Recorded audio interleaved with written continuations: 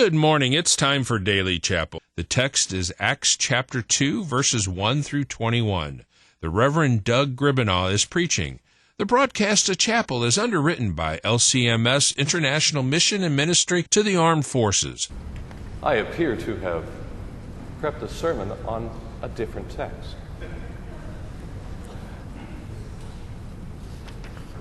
And so, if you'll pardon me, I will read that text from Acts chapter 2 using God's gift of technology.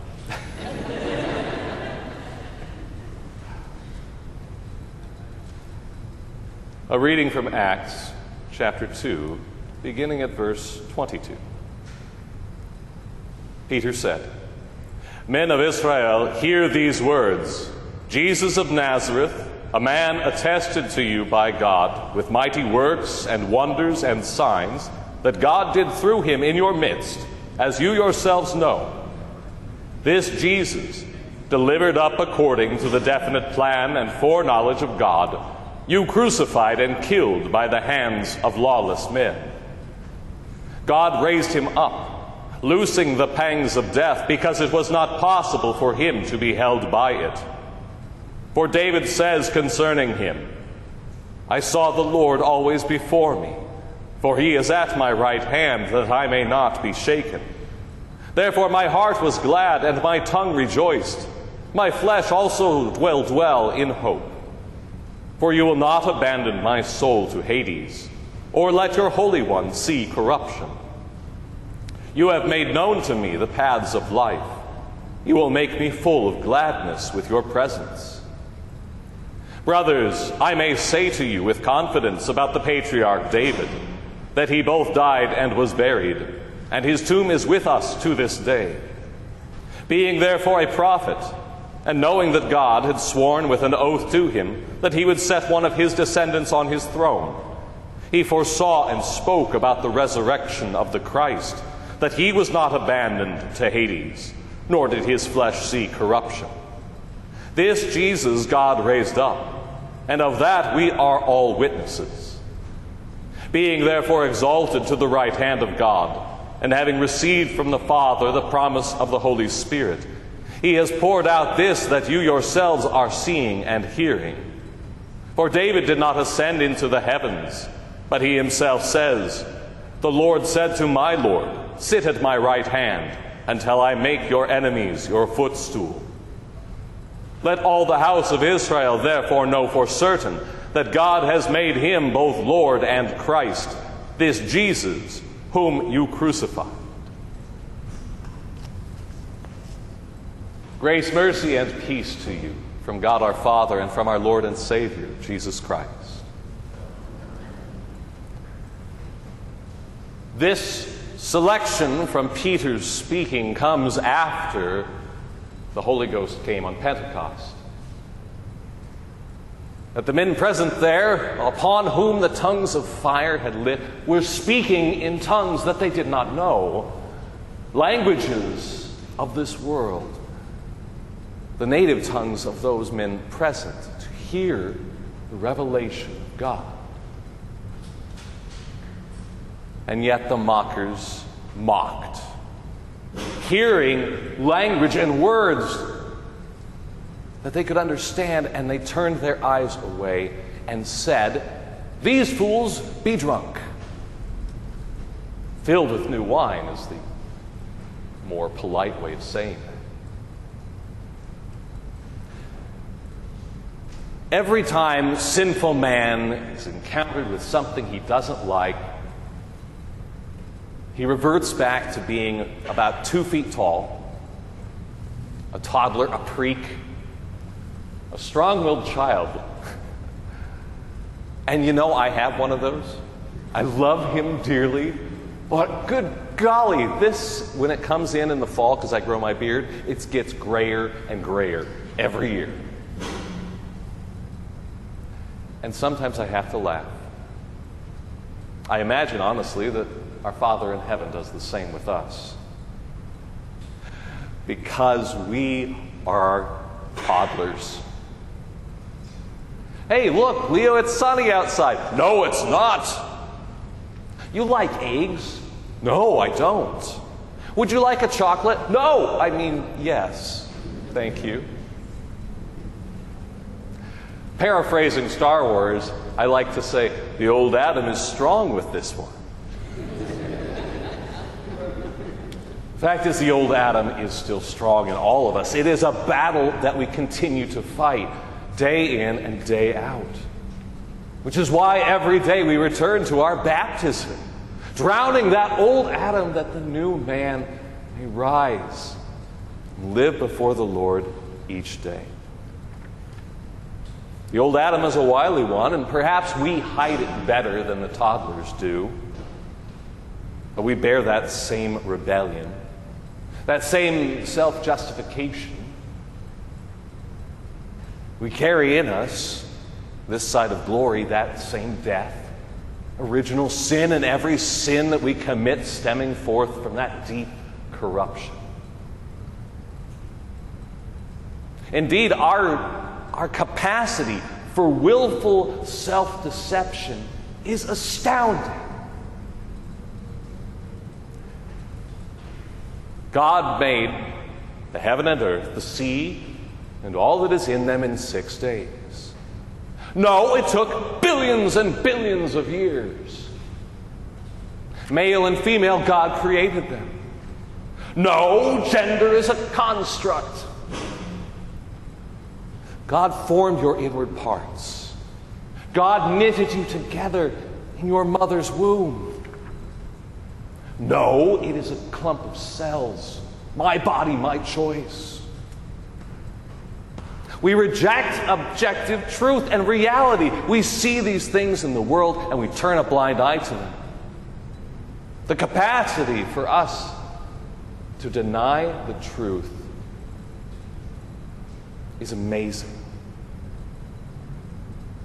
Woe to those who call evil good and good evil, who put darkness for light and light for darkness, who put bitter for sweet, sweet for bitter. Woe to those who are wise in their own eyes and shrewd in their own sight. There is but one remedy for such self-deception: confession. Simply to say what is true, to admit there is a truth, a real, objective, factual truth that exists outside of my perception, outside my self-deception. But the old Adam speaks with the tongue of the devil, the father of lies, the murderer from the very beginning, the one who does not stand in the truth because there is no truth in him. But the new man is not like the old. His tongue is loosed by the gospel. His person enlivened by the Holy Spirit, that his words are true, that he speaks what God has spoken first to him. I am saved by grace through faith in Christ Jesus. In his death and his resurrection for the forgiveness of my sins, apart from the works of the law, apart from anything that I may contribute or do. This Jesus, in him I am redeemed, God's own child. And that's the point of Pentecost, that God speaks clearly. Not to say that God has ever spoken unclearly, by no means, but rather because of our capacity for self-deception, our capacity to willfully ignore the truth that we see, that we hear. God has to speak over and over and over again. It is his love for you, for his whole creation, that drives him to speak in many and various ways. And to speak in these last days by his Son, this Jesus. This Jesus, a man attested to you by God with mighty works and wonders and signs. And by faith, we are able to grasp that which we cannot comprehend. which our old Adam refuses to see.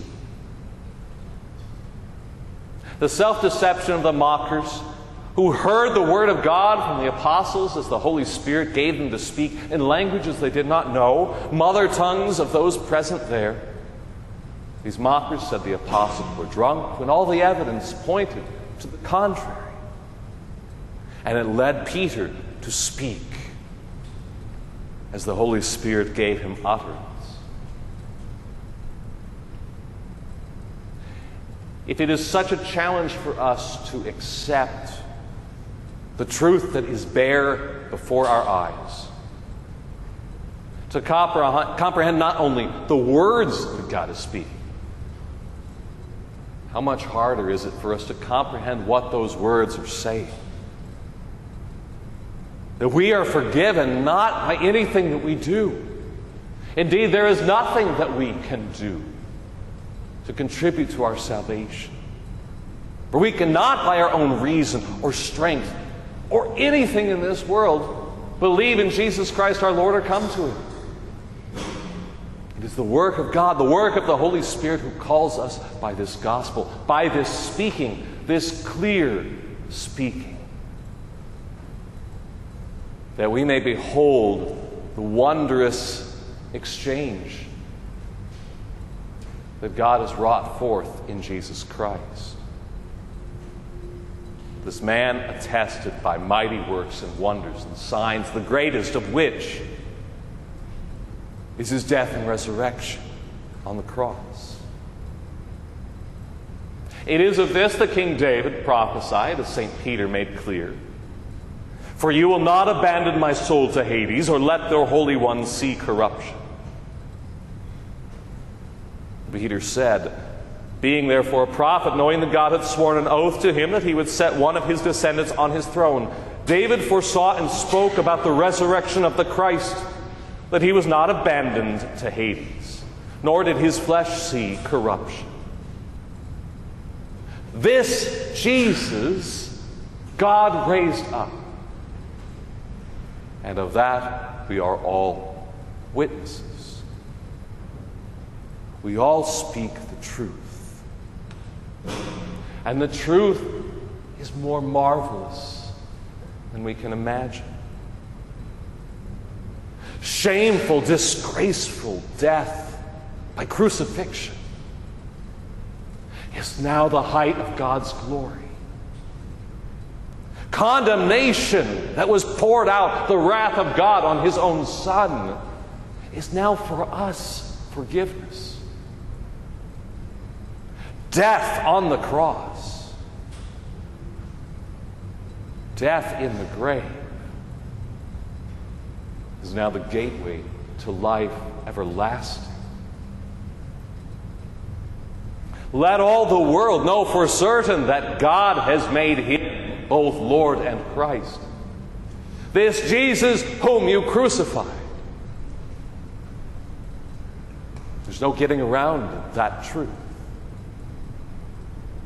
It is our sins, my sin, that put to death the Lord of life, taking them on Himself to lay them at rest in His grave, to suffer every lie, every rebellion, every self-deception, and then to speak truth, for He is truth, and show forth that you are loved. You are loved by God more than anything else He has ever made. And God, being the Father, gets to do that. You are my favorite. And He can say it to each and every one of you and mean it. The truth that you are loved by God and forgiven for the sake of His Son, Jesus. So repent. Confess. Our whole lives are to be lived in repentance, as God speaks over and over and over again. Speaking first at that font where you were baptized, and speaking to you each and every day in His Word, in the proclamation of His shepherds, in the sacrament of His altar. You are forgiven. That you are His dear child. With you He is well pleased. And thanks be to God for speaking so clearly. Now may the peace of God, which passes all understanding, guard your hearts and your minds in Christ Jesus.